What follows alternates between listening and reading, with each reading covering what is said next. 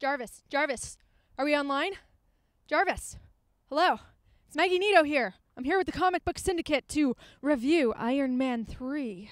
Michael, what'd you think about the movie? It was a slight improvement over 2 in that the villain was more threatening, although he kind of came out of nowhere and then all of a sudden was important, but he wasn't really doing much. However, the twist with the villain, I think, makes up for anything that was wrong with that plot.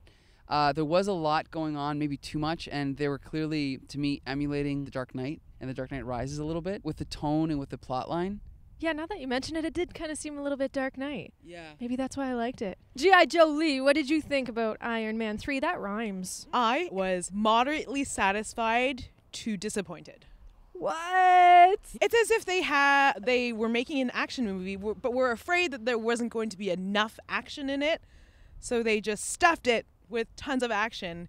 And it kind of made the plot really convoluted. But that's what made it so good. Well, it was a little bit too dreary. Like, I think one of the things I like about Iron Man is the humor. There was still a lot of humor, especially in the action scenes where there was obvious cliches happening, but the humor would call attention to the cliches, and that made it better, I thought. So I always find I like it when they make things dark, though. It makes it more intense, right? Yeah, it's definitely more intense. there was a little bit of, there's a lot of the sad music in the middle of the movie, and a lot of people talking about sad things and sad piano music, and I don't know if I really like that, but... Did you like the story, though, the amount that they did have in there? Do you know what? There was a twist, and I guess it would be technically like a spoiler, but the plot about the Mandarin was surprising. It was like a pleasant surprise. I actually really liked that, but it took so much to get there. I think that they lost a little bit because Jon Favreau directed the first two. He did not direct this one, so they did lose some of the spontaneity and the humor. It was still there. There just wasn't as much of it, you know? Colonel Rhodes was almost... They could have just written his entire role out, and it would have been the same movie.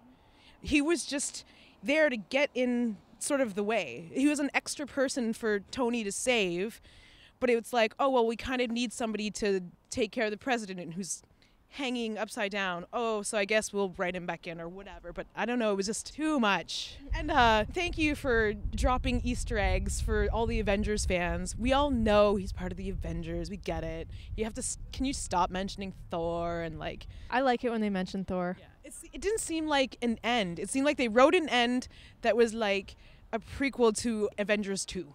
I loved it. Yeah. I loved it. What did you think about... Spoiler alert, the anxiety attacks. The anxiety attack. The anxiety attacks. They were a little bit over the top, I thought. It was funny that when he had his anxiety attacks, he knew he was having his anxiety attacks, which when you have one, I don't think you really know you are. I don't know, have you ever had one?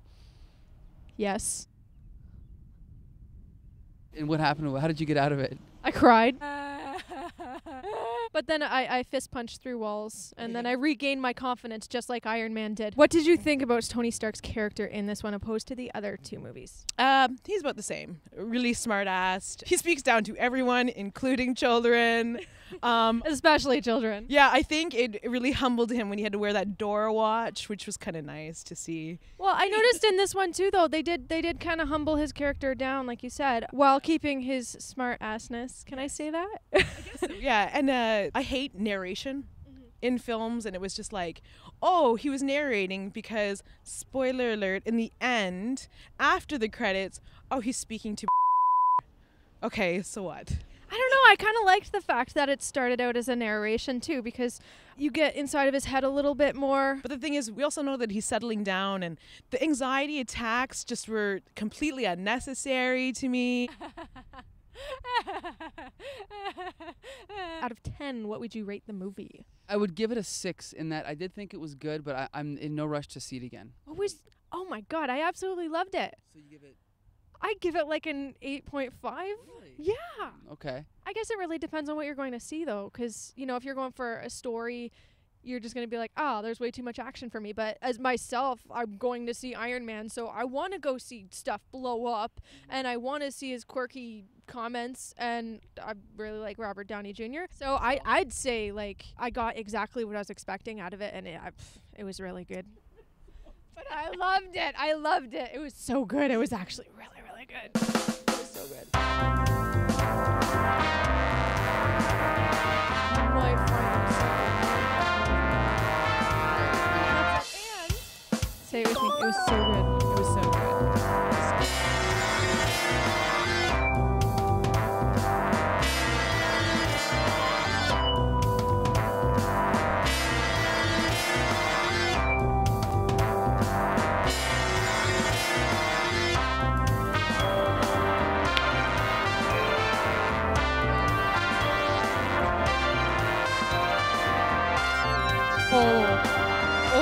been Iron Man 4.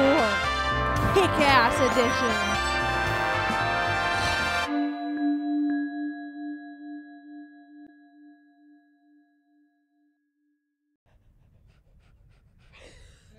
That's good.